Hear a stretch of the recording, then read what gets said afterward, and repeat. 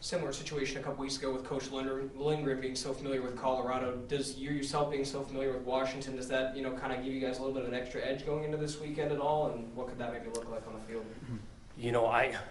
I'm familiar with the place and a lot of those players, but every year is new, and so that they're doing some different things, and everyone grows at a different pace, and so not being there the last more or less 12 months, it's a little different. I don't think it's any kind of advantage, just because I'm familiar with them, and there's not a ton of weakness over there. I mean, especially on the defensive side, and so sometimes that can be almost crippling, knowing how good they are, and then you watch them on tape. So I don't see any advantage. You said no advantage, but is there a little extra incentive to win over there? I think you try to win each week and play well each week. This thing takes place quite a bit in regards, especially this conference, of like coaches having connections at other places, and so it's not just, oh, hey, this week we need to play well because. Coach, how good, when you look at Washington's record, they struggled against Cal, but it looks like a lot of teams are. Could you maybe talk about Cal's defense, how good that is? I think Cal is good on defense, and I was actually able to catch like the last little bit of that SC game when we were getting on the plane. Those guys have improved and played physical. I think they're one to work with. Like, I was even talking with David Shaw briefly before our game, because they're headed to play Cal, and we had talked about how much they've improved, and they're physical and sound on defense. And Washington and their defense, and how good is that group and that the secondary? I mean, is it as good as there is in the league? What do you make of their play? I think so. I think as good as there is in this league, and I think the secondary gets a lot of attention, and it's well deserved. But they play 11-man football over there on defense now. I mean, that defensive line squeezes the pocket, handles a lot of the run game. They got the leading tackler in the league. Ben Burr is a big-time player, and so they're good.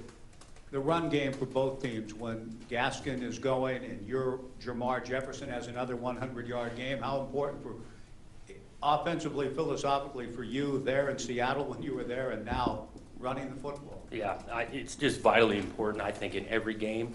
And so that makes us way more efficient, forcing people to defend the run game and the pass game. And I think it's generally the same for everybody. If you can run the ball, you can control a lot of things.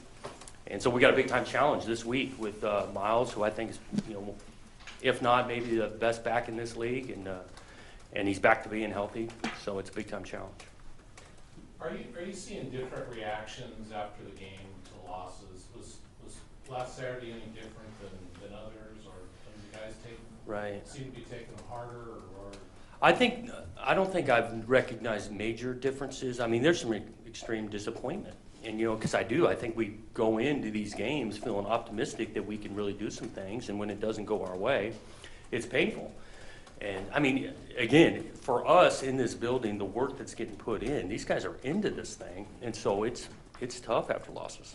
After, you've got 8 of them so far, are you surprised that the enthusiasm is still pretty high, or, I mean, what are you doing to keep? Well, I credit our coaches, I really do, and I credit a lot of our older players in regards to echoing the message of the coaches, because it is hard after eight tough ones to keep on coming back to work. That's why I keep going back to respecting this group, appreciating this group, because they're continuing to work. So I also ask you, today is Veterans Day. Do you have anybody close to you at all that's a veteran that Both granddads of mine were served. And those are the closest. Yeah. Lots of stories to tell you stories or growing up? Or? Well, unfortunately, both of them passed when I was young, Oh. and so I'll kind of get off script here. But so I got 2 sons. Both of them are named after both my granddads because they passed when I was about 6. My granddad on my dad's side passed away on Highway 34 right out here when I was 6. You talked about finishing these last 2 games. What do you hope to see from your guys these last 2? I hope to see continued improvement on the individual side. Each individual guy continue to work. Again, I got a long-term approach in regards to improvement over year 1 to year 2 to year 3. And I think the best way to get that accomplished is the day-to-day improvement and continue to play with great effort and improve at this thing. And so, yeah, we got some seniors. They got 2 games left. And so we want to work and compete for those guys, but also for individuals who are going to be around here for the next couple of years. That's what I want him to continue to work and improve. Can you touch on your relationship with Coach Pearson a little bit and what he's taught you coming into this position? Yeah, a ton of, obviously respect. 6 years with him, learned a lot about just direction and vision and how you treat people and mapping out a plan and staying consistent to it. So learned a lot from him. Just anytime you're going to spend with 6 years with a guy.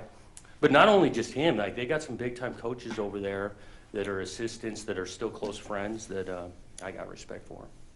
And one other thing, Coach, on Jake Browning, when Coach Lindgren went back, he was asked a lot about Steven Montez. Steven had great things to say about Coach Lindgren and vice versa.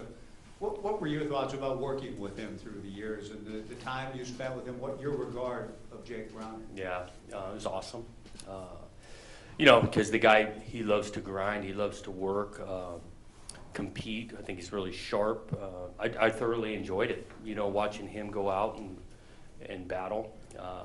I think some of the things you enjoy the most is not all just football. Some of the times you're sitting there watching film and talking life, and it does help that his dad was a graduate of this place, so that always will keep us tied. We got to get Ed coming back here after this game.